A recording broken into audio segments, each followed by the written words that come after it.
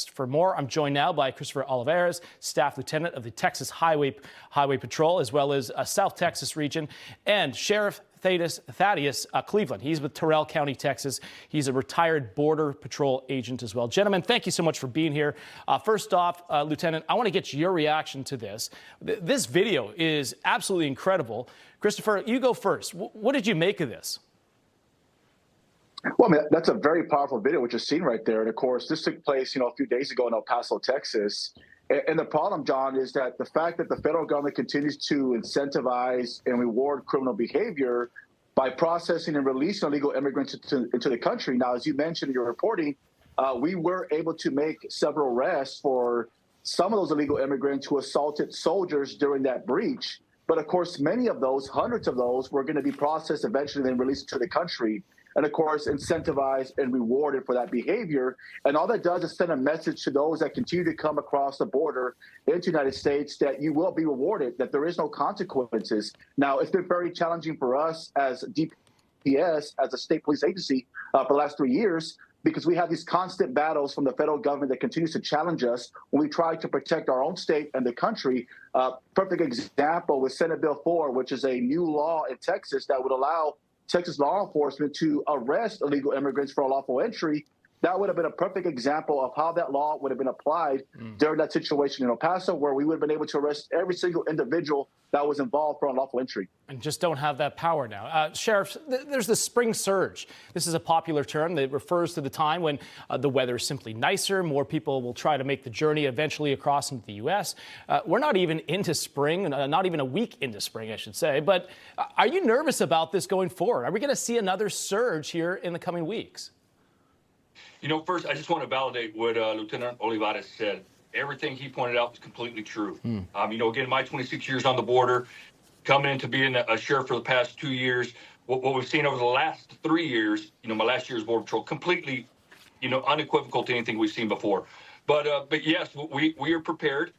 We are actually seeing a lower number of crossings until this morning. We had 3 groups cross last night, 10 plus in each group. There's currently Border Patrol agents, Operation Lone Star forces, and then we have a deputy out there assisting as well. But I'll tell you, with SB4, I think that's had a little bit of an impact here in Terrell County, where we're not seeing the numbers because, frankly, the people are worried that they're going to be apprehended by local law enforcement and sent back to Mexico.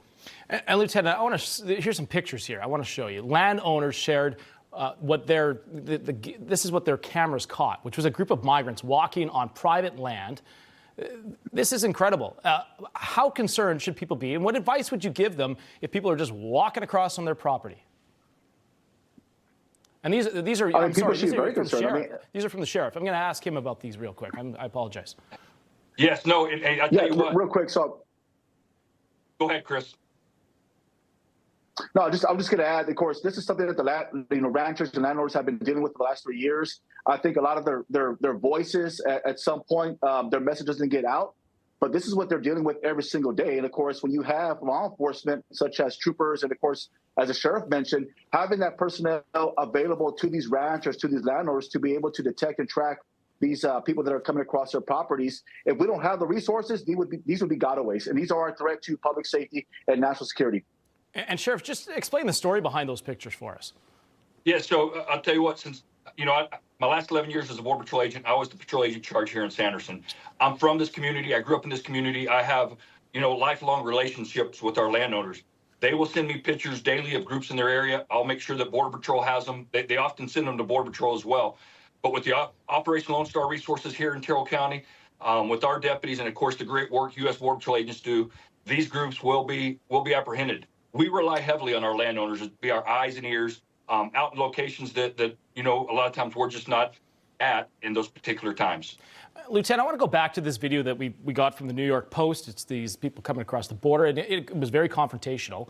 But as we see, on average, there's around 900 illegal migrants that go through El Paso every single day. It's a staggering number. But you watch this, and this is now getting to a point where we have Democrats blaming Republicans, Republicans blaming the Democrats. This is an issue that needs to be addressed, regardless. How concerning is it to see that it's getting to this point? Or maybe it's been like this already, and now we're just actually seeing the video of these encounters. Can you explain? Well, of course, it's very concerning. And this is something we've been dealing with, John, for the last 3 years. I mean, of course, a lot of the situations and events that we get involved in as far as our troopers and also, sheriff deputies and other law enforcement, they deal with these type of situations every day. It's just at times they don't get reported or there's no media to actually record what's happening. But these are the type of situations that we've been dealing with. And of course, you mentioned the back and forth, blame. And one thing that really stood out to me this past week was when the administration was actually blaming Governor Abbott, saying that he needed to address the issue. But of course, the fact is that he has been addressing the issue for the last 3 years with Operation Lone Star. And every time we try to put something in place, whether it's a border security measure or a new law, like our legislators try to pass, Senate Bill 4, we get challenged. They file lawsuits. So they don't want us to protect our state. They want an open border. They want these events to take place so they can use it, for political reasons. And of course, point the blame and deflect from what actually happened at the border. But we will continue to do what we can with what we have right now. Yeah, you're right. That music means we got to go, guys. Staff Lieutenant Olivarez, appreciate it. Sheriff Cleveland, thank you so much. Appreciate you guys' hard work. Thank you. Thank you. Adios.